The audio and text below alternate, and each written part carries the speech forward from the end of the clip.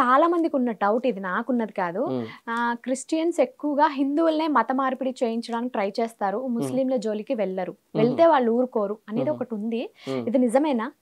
కాదమ్మా, ప్రతి ప్రాంతంలో, ప్రతి దేశం, ప్రతి జనాంగం నుంచి క్రైస్తవులు ఉన్నారు, ముస్లిం పాస్టర్లు ఉన్నారమ్మా, ముస్లిం పాస్టర్లు ఉన్నారు. ప్రతి ప్రాంతం నుంచి, ప్రతి కులం కానీ, గోత్రం కానీ, ప్రతి దేశం కానీ, ప్రతి జనాంగం నుంచి ప్రభువైన యేసుక్రీస్తు అని నమ్ముకున్న వాళ్ళు ఉన్నారు.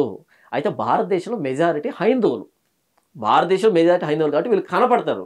మైనారిటీ ముస్లిమ్స్ కాబట్టి వాళ్ళు కనపడరు, సంఖ్య అనేది కనపడదు.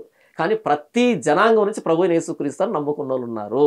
నేను అడిగిన క్వశ్చన్, వీళ్ళని కాకుండా వీళ్ళని కూడా ప్రయత్నం అయితే చేస్తారు. మా ఎదురుగా ఉన్నది ఒక డాక్టర్, తన దగ్గరకు వచ్చిన వ్యక్తిని పేషెంట్ లాగే చూస్తాడు. హిందూ, క్రిస్టియన్, ముస్లిం చూడ్డు ఏ డాక్టర్ కూడా. బైబిల్ పట్టుకున్నటువంటి పాస్టర్గా ప్రభువైన యేసుక్రీస్తును ప్రకటించేటువంటి సువార్థికుడు వ్యక్తుల్ని హిందూ, ముస్లిం, జైనులను చూడ్డు, అందరం పాపులమే.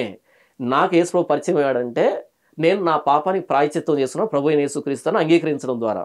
అయితే మిగిలిన వ్యక్తులు వీళ్ళ పాపాల నుంచి ప్రాయశ్చిత్తం పొందాలి అంటే నేను వాళ్ళకు ప్రభువైన యేసుక్రీస్తును ప్రకటించాలనే ధోరణితోనే ఉంటాడు. వాళ్ళు ఎవరని చూడడం. అయితే ఎక్కువ శాతం మంది హైందువులు ఉన్నారు కాబట్టి వాళ్ళు అంగీకరిస్తారు, నంబర్ కనపడుతుంది. మిగిలిన వాళ్ళు మైనారిటీ కాబట్టి వాళ్ళు అంగీకరించినా సరే నంబర్ కనపడదు. అది వచ్చిన సమస్య. వీళ్ళు వాళ్ళని సువార్త చేయము, అందరికీ సువార్త చేస్తాం. సర్వలోకానికి వెళ్ళి సర్వసృష్టికి సువార్త చేయమన్నాడు ప్రభువైన యేసుక్రీస్తు. మేము మనుషులు చూడం, ప్రతి వ్యక్తికి సువార్త ప్రకటిస్తాం. చెప్పడం అయితే అందులో ప్రయత్నిస్తారు, అంతే కదమ్మా. ఒకప్పుడు నేను కూడా లోకంలో బ్రతుకుతున్నాను అంటే పాపం, పరిశుద్ధత లేకుండా, మంచి చెడు లేకుండా ఇష్టానుసారంగా బ్రతుకుతున్నాను. ప్రభువైన యేసుక్రీస్తు సువార్త నన్ను మార్పు చేసింది, నన్ను మార్చింది. ఇలాంటి మార్పు సమాజంలో కోరుకున్నాను కాబట్టి అందరికీ ప్రకటిస్తాను ప్రభువైన యేసుక్రీస్తు వారిని. ఫైనల్ గా క్రిస్టియానిటీ అంటే ఏంటి? ఒరిజినల్ క్రిస్టియన్ ఎలా ఉండాలి? ఒరిజినల్ క్రిస్టియన్ యేసు ప్రభు బోధ, ఆయన ఏం చేశాడో ఆయన బోధకి కుడికి కానీ ఎడమకి కానీ పోకుండా ఉండాలి. ప్రభువైన యేసుక్రీస్తు సారూప్యతలోనికి ఎదగడానికి ప్రతినిత్యం ప్రయాసపడాలి. ప్రభువైన యేసుక్రీస్తు సిలువలో ఏ పాపం కోసం అయితే మనల్ని క్షమించడానికి, విడిపించడానికి ప్రాణం పెట్టాడో ఆ పాపం నుంచి బయటకు వచ్చి ప్రభువైన యేసుక్రీస్తుని గౌరవించాలి.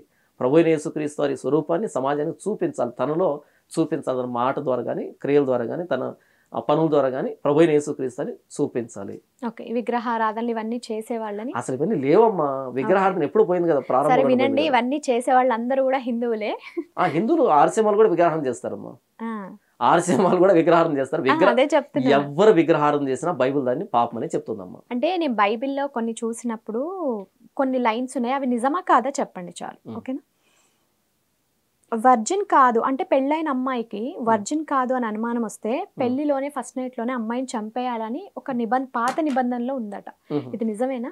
ఒకసారి అది ఎక్కడుంది, దాని కాంటెక్స్ట్ ఉందా లేదా జస్ట్ చాలు. లేదా? ఓకే.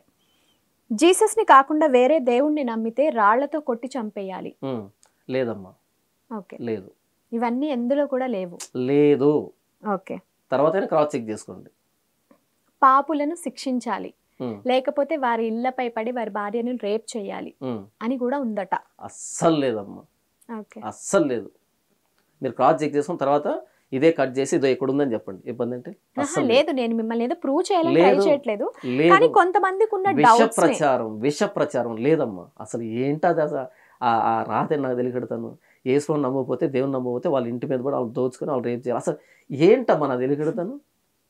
అలాంటి రాత ఉంటే బైబుల్లో ఈ బైబిల్ పట్టుకొని ఇంత కొన్ని కంట్రీస్ లో స్కూళ్ళల్లో ఇప్పటిదాకా నేను చెప్పాను. ఏమని చెప్పాను? నో కంట్రీ, ప్రపంచంలో ఏ కంట్రీ బ్యాన్ చేయలేదు అని మీకు చదివి వినిపించాను. ఈ బ్యాన్ చేశారన్నది వాట్సాప్ యూనివర్సిటీ విష ప్రచారం. ధోరణి మరియు గుర్తింపు వంటి అమెరికాలో బైబిల్ నిషేధం. వినండి, ఒకసారి పాజ్ అని చెప్తాను, అశ్లీలత, హింస ఉన్న కారణంగా ఒకసారి క్లోజ్ అని చెప్తాను. ఒక కెమెరా పెట్టుకొని నేను కూడా వీడియో చేస్తాను. మనకు ప్రమాణం వీడియో కాదు, మనకు ప్రమాణం గూగుల్ ఇచ్చిందే, అది ప్రమాణం. మీరు ఒక వీడియో చేస్తారు, నేను ఒక వీడియో చేస్తాను. మనం ఏది నేర్చుకున్నా వీడియో అన్నది వినండి, వీడియో అన్నది వాళ్ళ వ్యక్తిగతం. ఎవడు ఏదైనా మాట్లాడతాడు, ఎవడు ఏదైనా మాట్లాడితే వీడియో అన్నది వీడియో కాదు, ప్రమాణం మనకి స్టాండర్డ్ అది కాదు.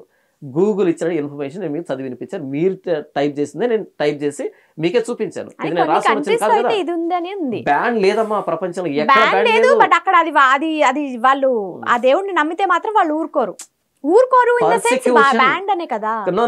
బ్యాన్ వేరు, పర్సిక్యూషన్ వేరు. పర్సిక్యూషన్ వేరు, బ్యాన్ వేరు.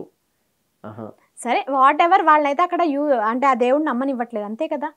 ఎందుకు నమ్మనివ్వట్లేదు అంటే వాళ్ళ ఏమంటారు, వాళ్ళ రూల్స్కి వ్యతిరేకంగా ఉంది అది. వాళ్ళేమో ఎల్జిబిటి కమ్యూనిటీ అని, లేకపోతే విగ్రహారాధన, లేకపోతే తాగుడుబోతులు. ఇక్కడ మన దగ్గర లేరా? మన దగ్గర కూడా ఉన్నారు కదా అలాంటి వాళ్ళు, బోలెడు మంది ఉన్నారు. మనది సెక్యులర్ కంట్రీ అమ్మా. కొన్ని ఏంటంటే సెక్యులర్ కంట్రీనే, ఆ సెక్యులర్ కంట్రీ అంటే అందరికి సమాన హోదా ఉంటుంది, అందరికి సమాన హోదా ఉంటది ఇక్కడ, అందరూ సమానమే ఇక్కడ చట్టం ముందు. కానీ మిగతా కంట్రీలో అలా ఉండదు. సో అందుకని వాళ్ళ లైఫ్ స్టైల్కి అడ్డు వస్తుంది కాబట్టి విచ్చలవిడి తిరగాలనుకుంటున్నారు. బైబిల్ దానికి కంచి వేస్తుంది, కళ్ళు వేస్తుంది, అందుకని దీని మీద పడ్డారు.